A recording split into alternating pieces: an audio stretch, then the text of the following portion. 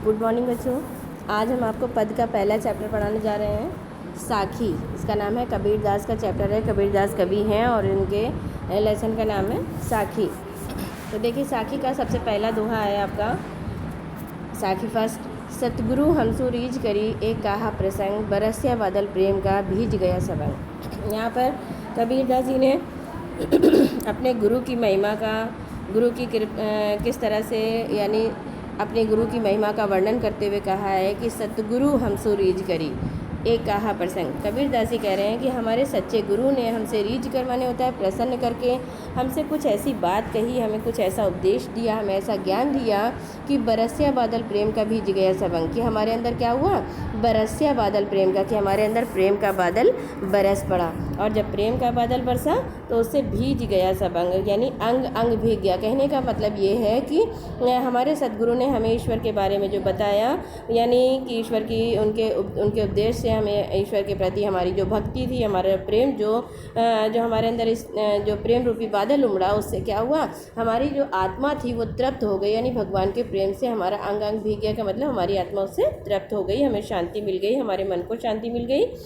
इस तरह से यहाँ पे कबीर दास जी कहते हैं कि गुरु का जो उपदेश होता है वो हमारे लिए कितना महत्वपूर्ण होता है, कि हमारे गुरु ने जो हमसे प्रसन्न होकर के हमसे ऐसी बात कही, हमें ऐसा उपदेश दिया, ऐसा ज्ञान दिया कि हमारे अंदर गुरु के प्रति, ईश्वर के प्रति प्रेम का बादल बरस पड़ा और उससे हमारी आत्मा तृप्त हो गई, या हमारे अंदर ईश्वर के प्रति प्रेम उजागर हो गया।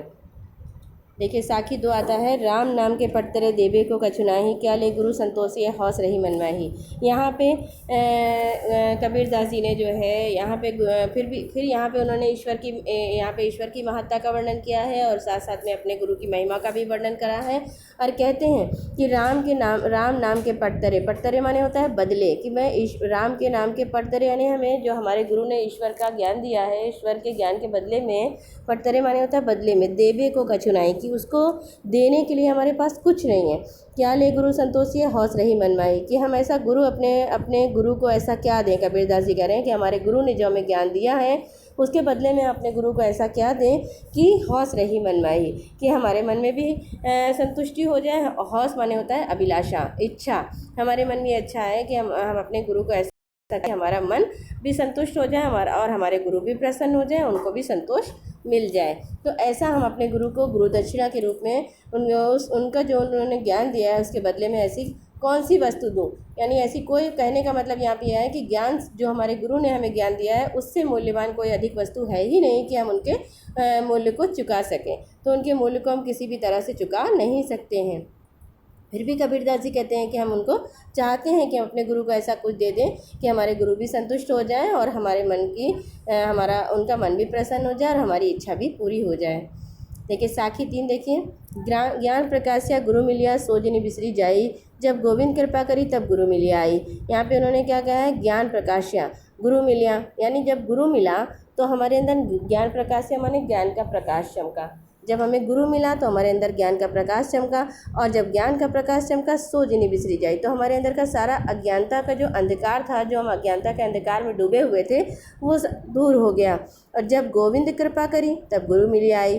और गुरु कब मिला, जब हमारे ऊपर गोविंद यानी ईश्वर की कृपा हुई। जब हमारे ऊपर ईश्वर की कृपा हुई तो हमें एक अच्छा गुरु मिला। जब ईश्वर की कृपा हुई तो एक अच्छा गुरु मिला, और एक अच्छा गुरु मिला तो ज्ञान का प्रकाश मिला, और जब ज्ञान का प्रकाश मिला तो हमारे अंदर की सारी सारा अज्ञानता का जो अंधकार था वो सब दूर हो गया।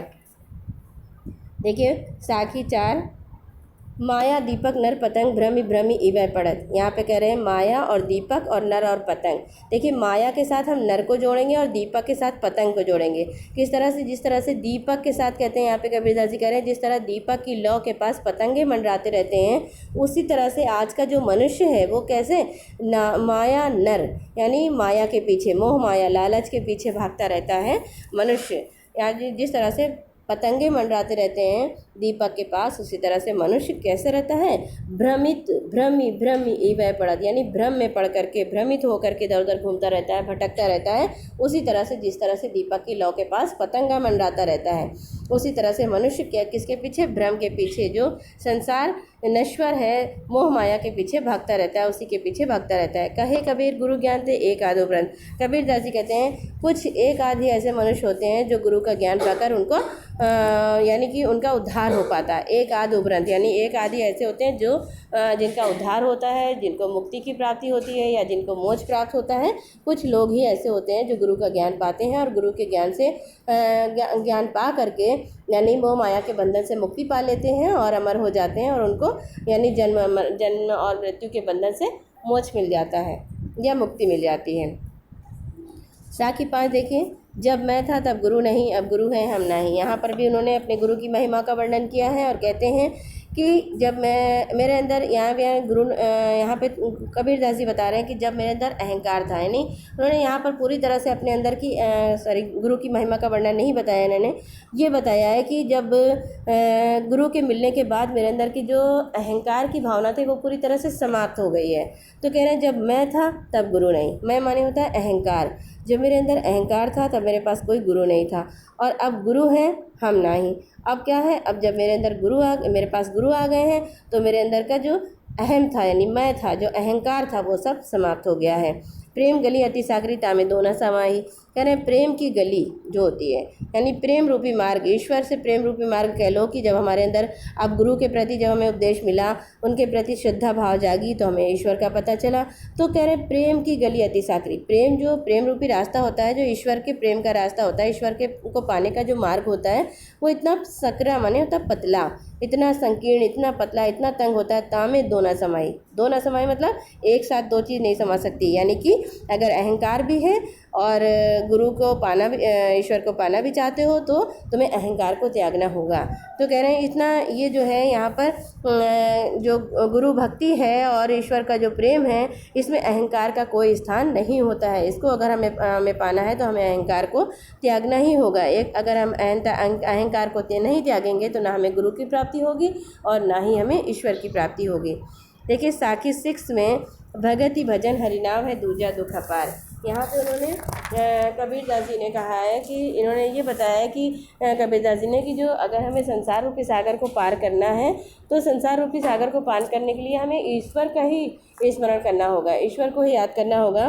तो कहते हैं देखिए भगति भजन हरिनाम है कि हमारे पास हे मनुष्य संसार में पूरी तरह से हर तरफ दुख फैला हुआ है, हर मनुष्य दुख में डूबा हुआ है। तो कह रहे हैं तुम्हारे पास भगति भजन यानी भक्ति रूपी नाव है, तुम्हारे पास भगवान की भक्ति रूपी नाव है, उससे तुम इस संसार रूपी सागर दूजा दुख अपार यानी संसार रूपी सागर को पार कर सकते हो। इस अपार सागर को ये भक्ति रूपी नाव से सांसारिक जो संसार में दुख है, ये संसार रूपी सागर है, कह लो। सागर में जिस तरह से सागर को पार करने के लिए एक नाव की आवश्यकता होती है, उसी तरह से इस संसार रूपी सागर को पार करने के लिए किसकी आवश्यकता होती है, भगवान की भक्ति रूपी नाव की आवश्यकता होती है। यदि हम भगवान की भक्ति रूपी नाव में सवार हो जाएं, उनकी भक्ति करें, उनका स्मरण करें, तो इस संसार से हम छुटकारा पा सकते हैं। मनसा वाचा कर्मणा कबीरा सुमिरन सार। कह रहे हैं इसलिए हमें कबीरा मतलब कबीरदास जी इसलिए कहते हैं हमें मन वचन और कर्म से हमें भगवान का स्मरण करना चाहिए, उनको याद करना चाहिए, वही हमें इस सांसारिक मोह माया से छुटकारा दिला सकते हैं।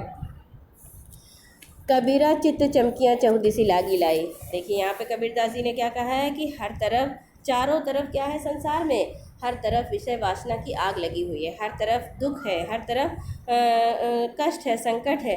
तो कह रहे हैं यहाँ पे उन्होंने बताया है कि अगर हमें इस संसार से के दुखों से मुक्ति पाना है तो एकमात्र उपाय है ईश्वर की स्मरण शक्ति यानी ईश्वर को स्मरण करना।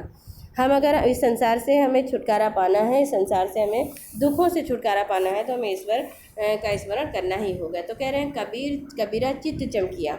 कबीरदास जी कह रहे हैं जब हमारे अंदर ज्ञान का प्रकाश चमका, हमारे गुरु ने जो हमें ज्ञान का प्रकाश दिया था, जब वो ज्ञान का प्रकाश चमका, हमने देखा चहुदिसी लागी लाई, देखा हमने चारों दिशाओं में आग लगी हुई है, विषय वासना की आग लगी हुई है, हर तरफ दुख और संकट फैला हुआ है। तो कह रहे हैं हमें तो फिर क्या हुआ, हरि सुमिरन हाथ गड़ा बेगले हुए है। कह रहे हैं यहाँ पे कि हमारे पास क्या है, जब अगर सारा संसार दुख में डूबा हुआ है, संकट में डूबा हुआ है और हमें उससे छुटकारा चाहिए तो हमारे पास क्या है, इस हरि सुमिरन हाथ गड़ा, हमारे पास ईश्वर का स्मरण रूपी घड़ा है, हम उसका स्मरण करें, उसको याद करें। उसके स्मरण रूपी घड़े से, जिस तरह से घड़े से पानी भर करके आग में डालने से आग को बुझाया जा सकता है, उसी तरह से स्मरण रूपी घड़ा है हमारे पास, ईश्वर का स्मरण रूपी घड़ा है, उससे हम इस अग्नि को शांत कर सकते हैं। यानी हम सारे जो दुख हैं, जो दैहिक दैविक भौतिक सारे दुखों से हम छुटकारा पा सकते हैं, उससे हमें मुक्ति पाई जा सकती है। देखिए साखी 8 है, हंसड़ियाँ झाई पड़ी पंथ निहारी निहारी। यहाँ पे कबीरदास जी कह रहे हैं, कबीरदास जी ने बहुत ज़्यादा अपने आप को व्याकुल जीवात्मा बताया है कि वो ईश्वर को पाने के लिए बहुत व्याकुल हैं, और कह रहे हैं कि हे ईश्वर, मैं तुमको पाने के लिए तुम्हारी राह देखते देखते अंसड़ियाँ झाई पड़ी।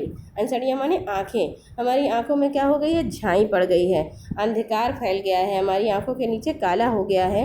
पंथ निहारी निहारी माने तुम्हारा रास्ता देखते देखते, यानी यहाँ पे उन्होंने बहुत मतलब व्याकुल जीवात्मा का वर्णन किया है। कबीर ने अपने आप को कहा है कि मैं एक बहुत व्याकुल जीवात्मा हूँ, और हे ईश्वर, तुम्हें तुम्हारी राह देखते देखते हमारी आंखों में झाई पड़ गई है, और हम तुम्हारा रास्ता निहारते निहारते हमारी आंखों के नीचे गड्ढे पड़ गए हैं, कह लो, अंधेरा छाने लगा है, जी भड़िया छाला पड़िया राम पुकारी पुकारी। और हे ईश्वर, तुम्हारा नाम पुकारते पुकारते जीभ में छाला पड़ गया है, हमारे जीभ में छाले पड़ गए हैं निरंतर तुम्हारा नाम पुकारते पुकारते, लेकिन अभी तक तुम्हारी कृपा मुझ पर नहीं हुई है।